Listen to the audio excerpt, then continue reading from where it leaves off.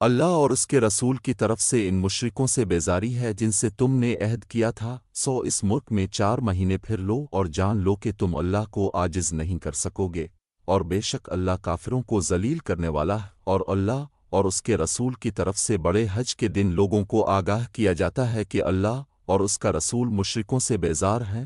پس اگر تم توبہ کرو تو تمہارے لیے بہتر ہے، اور اگر نہ مانو تو جان لو کہ تم اللہ کو ہرگز عاجز کرنے والے نہیں، اور کافروں کو دردناک عذاب کی خوشخبری سنا دو۔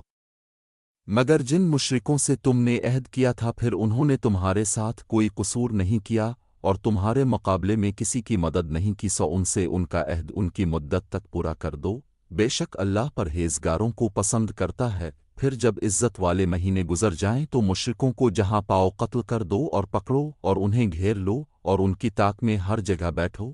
پھر اگر وہ توبہ کریں اور نماز قائم کریں اور زکوٰۃ دیں تو ان کا راستہ چھوڑ دو، بے شک اللہ بخشنے والا مہربان ہے۔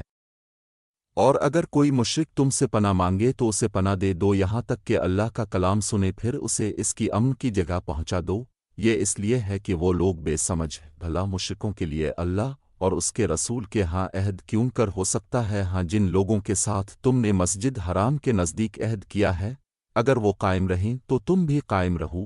بے شک اللہ پرہیزگاروں کو پسند کرتا ہے۔ کیوں کر صلح ہو، اور اگر وہ تم پر غلبہ پائیں تو نہ تمہاری قرابت کا لحاظ کریں اور نہ عہد کا، تمہیں اپنی منہ کی باتوں سے راضی کرتے اور ان کے دل